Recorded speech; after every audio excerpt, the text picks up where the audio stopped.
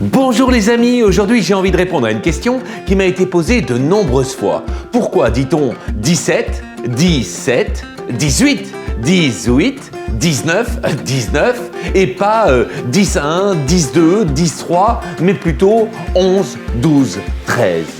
Non mais c'est vrai, ça n'a l'air de rien, mais je suis certain qu'une meilleure cohérence entre l'oral et l'écrit faciliterait considérablement l'apprentissage des nombres, et ceci dès le plus jeune âge. Dans l'écriture des nombres, on a un système merveilleux, aucune irrégularité, aucune exception. Tout est parfait. Que ce soit pour les unités, les dizaines ou même les centaines, le 6 sera toujours après le 5 et avant le 7. Mais dans le parler des nombres, ça, c'est autre chose. Alors, pourquoi dit-on 11 et pas 10-1 ? Eh bien, j'espère que vous êtes assis, parce qu'en fait, on le dit. Le problème, c'est qu'on le dit, mais on ne l'entend plus, car une langue évolue avec le temps. Remontons à un premier ancêtre de la langue française, le latin.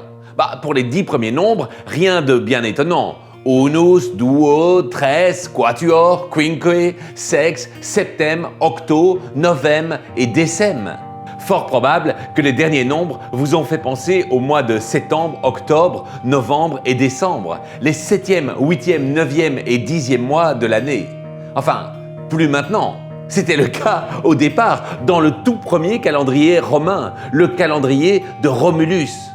Et puis, le grand Jules César est venu tout chambouler 700 ans plus tard. J'ai déjà fait une vidéo là-dessus. Allez voir si vous ne savez pas pourquoi septembre est en réalité le 9e mois de l'année.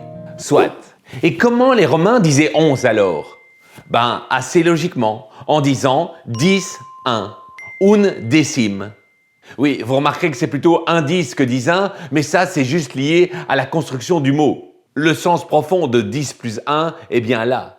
Ensuite, c'est très logique. Duodécime, tridécime, quatuordécime, quindécime, sédécime, septendécime. Revenons à 11. Un décime. En latin, on le voit donc bien et on l'entend aussi très bien, ce fameux 10, 1. Mais comme je vous l'ai dit, une langue évolue, si bien qu'en français, ce un décime est devenu 11. On retrouve juste la trace du un devenu on, et décime, lui, s'est transformé en décème, décé, puis tsé, pour enfin devenir ze. Un décime est ainsi devenu 11. Tout comme duodécime est devenu 12, tridécime 13, quatuordécime 14, quindécime 15 et sédécime 16. Le 17 a une histoire un peu particulière puisque la langue orale l'avait fait évoluer de septendécime à septze. Et oui, 11, 12, 13, 14, 15, 16, septze. Et là, vous avez tout compris. Compris qu'on ne comprend rien. Entre 16 et septze, la différence est à peine audible. Vous imaginez la confusion ? L'usage a voulu que septze, 7, 10, soit inversé en 17 pour éviter justement la confusion. La marche était alors donnée pour les nombres suivants et c'est ainsi que sont nés les 18 et 19. Et vous pouvez aussi observer ce phénomène pour d'autres langues romanes. Prenons l'italien par exemple. Ils ont un peu plus de chance que nous car chez eux, le 10-1, 10-2, 10-3 est beaucoup plus flagrant. Mais je suis certain que beaucoup d'Italiens se sont déjà demandé pourquoi l'inversion du dieci entre 16 et 17. Littéralement, sedici, c'est 6, 10 et diciassette, c'est 17. Eh bien vous savez maintenant pourquoi cette inversion. En espagnol, ce retournement apparaît aussi, mais un nombre plus tôt, à partir de 16. Pour tout vous avouer, je ne connais pas la raison qui a empêché le seice. À mon humble avis, c'est probablement aussi une histoire de confusion sonore. Si quelqu'un le sait, bienvenue dans les commentaires.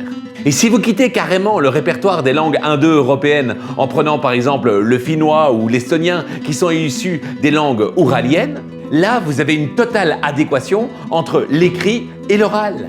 Je ne me risquerai pas à les prononcer, mais chez eux, le 10-1, 10-2, 10-3 existe donc bel et bien. En mathématiques, ça porte le nom d'un effet surprenant, un effet étonnant, un effet que moi, j'ai pris l'habitude d'appeler l'effet « Waouh ». On se retrouve très vite pour de nouvelles aventures. Des bises!